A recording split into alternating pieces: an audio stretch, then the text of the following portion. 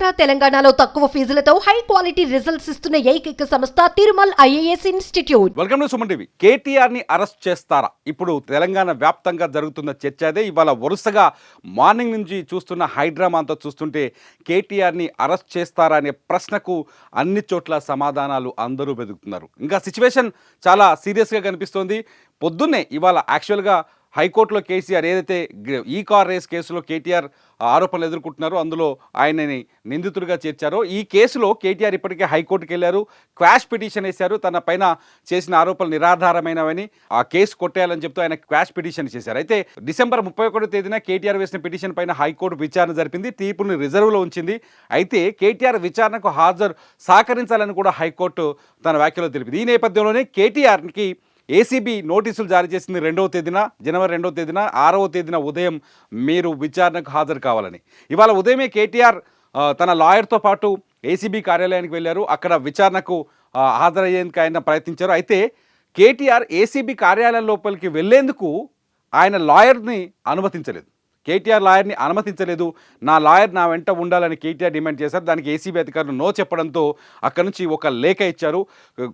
ఉద్దేశపూర్వకంగానే లాయర్ని అడ్డుకుంటున్నారు, లాయర్ వస్తే తప్పేంటి, రేవంత్ రెడ్డి ఉద్దేశపూర్వకంగా కక్షపూరితంగా తన పైన ఈ కేసులు బనాయించే ప్రయత్నం చేస్తున్నట్టు ఒక మీడియాతో మాట్లాడి ఆరోపణలు చేసి అక్కడి నుంచి విచారణ నుంచి వెనక్కి తిరిగి వచ్చారు కేటీఆర్. ఎప్పుడైతే కేటీఆర్ ఆ సందర్భంలో ఒక వ్యాఖ్య చేశారు. ఏం చేశారంటే, గతంలో నరేందర్ రెడ్డి ఎవరైతే ఉన్నారో పట్నం నరేందర్ రెడ్డి లగచెర్ల కేసు విషయంలో పట్నం నరేందర్ రెడ్డిని బ్లాక్ చేసినట్టు తనని బ్లాక్ చేసి తన ఇంట్లో సోదాలు జరిపించి ఆ తర్వాత తన పైన లేనిపోని ఆరోపణలు చేసి తనని ఇరికించాలి కేసు అనే ఉద్దేశంతో ప్రభుత్వం కుట్ర చేస్తుందంటూ కేటీఆర్ వ్యాఖ్యలు చేశారు. అయితే ఇదంతా పక్కన పెడితే ఎప్పుడైతే కేటీఆర్ విచారణ నుంచి వెనక్కి తిరిగి వచ్చారో, విచారణకు హాజరు కాకుండా వెనక్కి తిరిగి వచ్చారో అప్పుడే ప్రభుత్వం అంటే ఏసీబీ కీలకమైన ప్రకటన చేసింది. ఏసీబీ హైకోర్టు ఆదేశాల ప్రకారం కేటీఆర్ విచారణకు హాజరు కాలేదని, హైకోర్టు ఆదేశాలను ఉల్లంఘించారంటూ ఏసీబీ వ్యాఖ్యలు చేసింది. At the same time ACB ఇవాళ కేటీఆర్ నివాసాలపైన రైడ్స్ కూడా నిర్వహిస్తుంది. ప్రస్తుతం రైడ్స్ కొనసాగుతున్నాయి.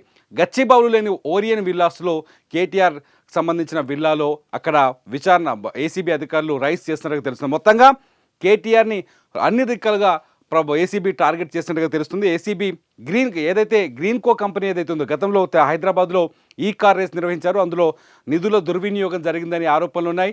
ఎటువంటి ఆదేశాలు లేకుండా, ప్రభుత్వ అనుమతి లేకుండా వాళ్ళకి కొంత డబ్బుని 51 కోట్ల పైన డబ్బుని వాళ్ళకి పంపిణీ చేశారని, షిఫ్ట్ చేశారని, ఆ డబ్బు విషయంలో పూర్తి అక్రమం జరిగిందని, ప్రభుత్వ నిబంధనలు కానీ ఆదేశాలను కానీ పట్టించుకోకుండా కేటీఆర్ సొంతంగా నిర్ణయం తీసుకున్నారని ఒక ఆరోపణ ఏదైతే ఉందో దానిపైన కేసు నమోదు. అట్ ది సేమ్ టైం ఇవాళ ప్రభుత్వం నుంచి అంటే పోలీసుల నుంచి ఏసీబీ నుంచి కొత్త ఆరోపణ కూడా వచ్చింది. ఏంటంటే, ఏదైతే గ్రీన్ కో కంపెనీ ఈ కార్ రేస్ నిర్వహించిందో ఆ గ్రీన్ కో కంపెనీ బీఆర్ఎస్ పార్టీకి ఎలక్టోరల్ బాండ్ల రూపంలో 41 కోట్ల రూపాయల డబ్బు చెల్లించిందని, ఎలక్టోరల్ బాండ్ల రూపంలో చెల్లించిందని ఇక ఒక ప్రభుత్వం కూడా ఒక ఆరోపణ చేస్తుంది. దీంతో మొత్తంగా కేటీఆర్ని ఏదో రకంగా టార్గెట్ చేసే పనిలో ఏసీబీ ఉందా, ఏసీబీ కేటీఆర్ని అరెస్ట్ చేస్తుందా అనే ప్రశ్న తలెత్తుంది.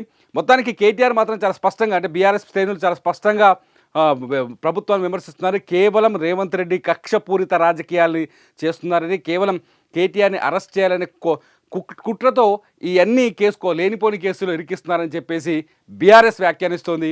కేటీఆర్ తప్పు చేశారంటూ అధికార కాంగ్రెస్ పార్టీ కేటీఆర్ని టార్గెట్ చేస్తూ వ్యాఖ్యలు చేస్తుంది. మొత్తానికి ఆంధ్రప్రదేశ్లో గతంలో ఎలాగుండేదో పోటాపోటీ రాజకీయం ఇప్పుడు తెలంగాణలో కూడా ఆ విధంగానే కనిపిస్తుంది. బీఆర్ఎస్ని టార్గెట్ చేస్తూ ప్రభుత్వాన్ని టార్గెట్ చేస్తూ బీఆర్ఎస్ మొత్తానికి సోషల్ మీడియా వేదికతో పాటు ఆఖరికి కేసుల విషయంలో కూడా పోటాపోటీగా ముందుకు సాగుతుంది. మొత్తంగా తెలంగాణలో రాజకీయం రసవత్తరమైన పరిణామాలతో కొనసాగుతుంది. ఇంతకీ కేటీఆర్ విషయంలో ఏం జరగబోతుంది? నిజంగా రేపు ఈడీ ముందు కూడా కేటీఆర్ ఇదే కేసులో హాజరయ్యే అవకాశం కనిపిస్తుంది. ఈడీ కూడా ఈ కేసులోకి ఎంటర్ అయినట్టుగా తెలుస్తుంది. ఈడీ విచారణ కేటీఆర్ హాజరవుతారా లేదనేది అతిపెద్ద ప్రశ్నగా మారుతుంది. మొత్తంగా ఈ కేసులో కేటీఆర్ని ప్రభుత్వం ఇరికించాలనుకుంటుందా, లేకపోతే కేటీఆర్ ఇరుక్కున్నారా ఆల్రెడీ? మీరేమనుకుంటున్నారు? ఈ వీడియో కింద కామెంట్ చేయండి.